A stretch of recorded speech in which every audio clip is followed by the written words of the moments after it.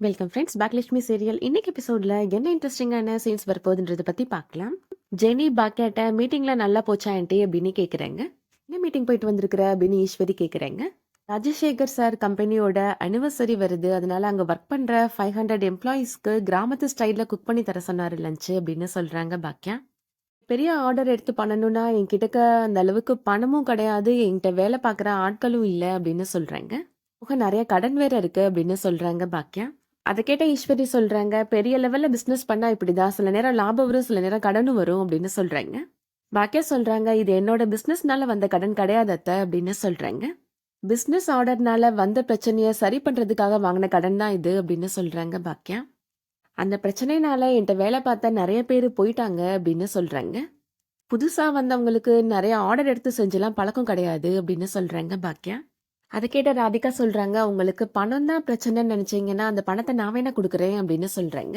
அதை கேட்ட உடனே பாக்கியா அதெல்லாம் வேணாங்க அப்படின்னு சொல்லிடுறாங்க. நீங்க எனக்கு எவ்வளவோ ஹெல்ப் பண்ணிருக்கிறீங்க, நீங்க உங்க வீட்டுல என்ன தங்க வச்சிருக்கிறீங்க, பணம் வாங்கி தான் தங்க வச்சிருக்கிறீங்க, இருந்தாலும் பண்றீங்கல்ல அப்படின்னு சொல்றாங்க ராதிகா. நான் பணம் தரேன், அதை நீங்க கடனா கூட வச்சுக்கோங்க அப்படின்னு சொல்றாங்க. அதை கேட்ட ஈஸ்வரி, ராதிகாட்ட இருந்து பாக்கியா பணம் வாங்கிடக்கூடாது அப்படின்றதுக்காக இதெல்லாம் வேணாம், நீ அகலக்கால ஒண்ணு வைக்க வேணாம் அப்படின்னு சொல்லிடுறாங்க.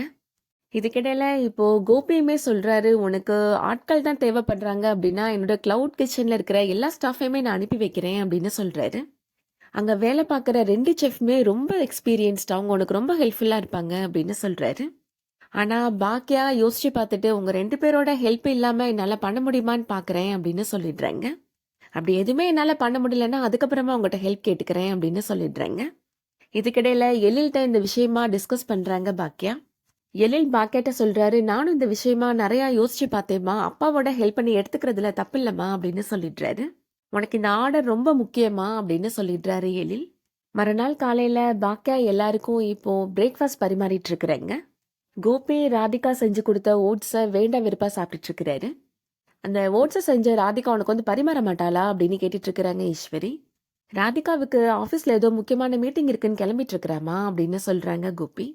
பாக்கியாவுக்கும் தான் வேலை இருக்கு, ஆனா அவன் நம்மள கவனிக்காமலா இருக்கிறா அப்படின்னு கேக்குறாங்க ஈஸ்வரி. 5 விரலும் ஒரே மாதிரியாத்தான் இருக்கு, நீங்க கொஞ்சம் அமைதியா சாப்பிடுங்க அப்படின்னு சொல்லிடுறாங்க பாக்கியா. கோபிட்ட பாக்கியா, அவங்களோட கிளவுட் கிச்சன்ல இருந்து ஆட்கள் எனக்கு அனுப்ப முடியுமா அப்படின்னு கேக்குறாங்க. அதென்ன முடியுமான்னு கேக்குற, அனுப்பி வைங்கன்னு உரிமையா கேளு பாக்கியா அப்படின்னு சொல்றாங்க ஈஸ்வரி. கண்டிப்பா நான் அனுப்பி வைக்கிறேன் அப்படின்னு கோபியுமே சொல்லிடுறாரு. இவங்க பேசிட்டு இருக்கிறத ராதிகாவுமே நின்று கேட்டுட்டு இருக்கிறாங்க. என்னோட 2 செஃப்பையுமே அனுப்பி வைக்கிறேன், அவங்க உனக்கு ரொம்ப உதவியா இருப்பாங்க அப்படின்னு சொல்றாரு கோபி. அதை கேட்ட ராதிகாவுமே ரொம்ப தேங்க்ஸ் அப்படின்னு சொல்றாங்க. கோபிக்கு எதுக்காக நீ தேங்க்ஸ்லாம் சொல்லிட்டு இருக்கிற, உனக்கு ஏதாவது ஹெல்ப் பண்ணணும்னா அவன் ரொம்ப சந்தோஷமா பண்ணுவான் அப்படின்னு சொல்றாங்க ஈஸ்வரி. ராதிகாவுமே கோபிட்ட வந்து எனக்கு ஆஃபீஸ்க்கு டைம் ஆயிடுச்சுங்க, நான் கிளம்புறேன் அப்படின்னு சொல்லிட்டு போறாங்க. இதுக்கிடையில செலியன், இனியா, ஈஸ்வரி 3 பேருமே பேசிட்டு இருக்கிறாங்க.